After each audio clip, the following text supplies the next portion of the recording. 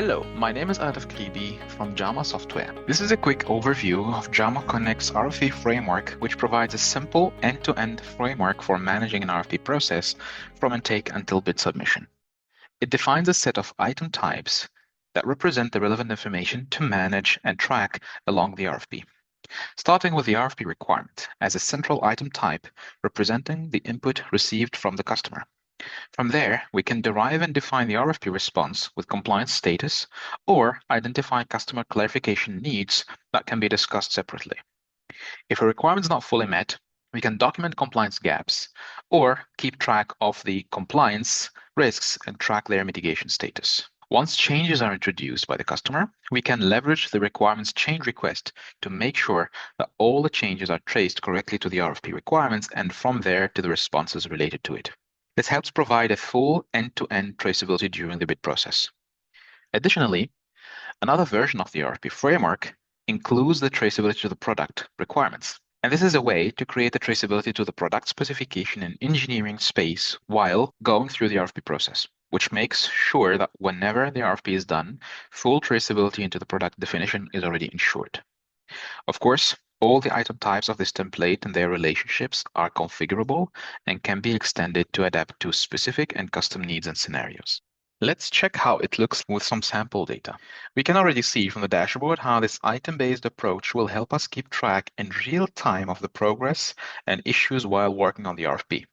And of course, what you see here is just an example of how it might look like, and all of it is configurable and customizable to fit your own reporting need. The project tree on the left side stores in hierarchical structure the data related to this bid, offering users the possibility to collaborate within a central source of truth repository. You can start taking a look at the RFP requirements, for example, which represent the main input from the customer. By using the list view or the document view, we can start reading through and exploring the content and deciding which fields from the data model we would like to see.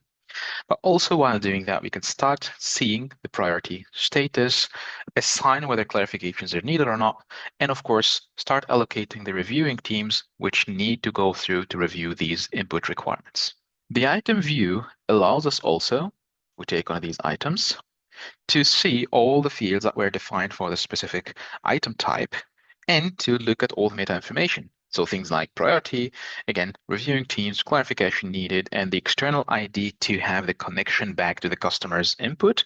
We can basically start doing all sorts of modifications and changes here and keep track of those versions and the changes happening within Jama Connect in their version history. You can, of course, also start using comments and leveraging collaboration features. So I can start tagging my colleagues here. I just use the right tagging. I can start asking them to please help with the review.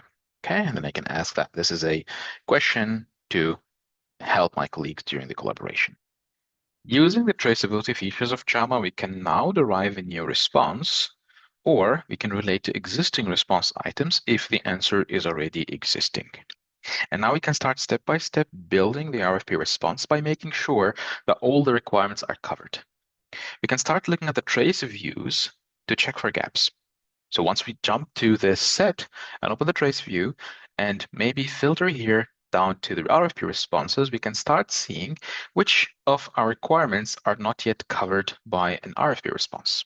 But also we can have saved views, which will help us look at the full trace chain of information, starting by the RFP requirements, looking at the RFP responses, and also if we scroll down, we start seeing the compliance risks and the compliance gaps and start tracking in real time how the progress looks for those. So this provides a holistic and detailed understanding of the RFP status in real time and enables users to take action if needed. We can look at the Live Trace Explorer to start looking at coverage numbers and percentages. Specific views can be defined here to make sure that we are fully aware of the progress and can check for example, the coverage of mandatory requirements versus mandatory plus desired according to the priority assigned to the RFP requirements. This gives us, again, a full overview and understanding of how we are covering the gaps and following the RFP process.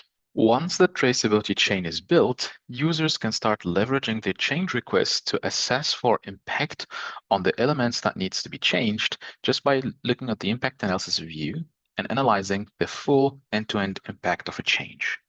This helps us actually manage and make it easier and faster to manage the change across the whole chain. In addition to comments, users and stakeholders can start leveraging the Review Center to perform formal reviews, approving or rejecting items, and making sure the feedback is formally documented. Once the response is ready and finalized, users can actually use the export functionality to make sure that we can export shareable documents that we can share with customers. And of course, all these different templates are configurable and can be adapted to the specific required format for responses. This concludes our demonstration of Jama Connect's RFP response demo. For more information, go to jamasoftware.com or reach out to your customer success manager.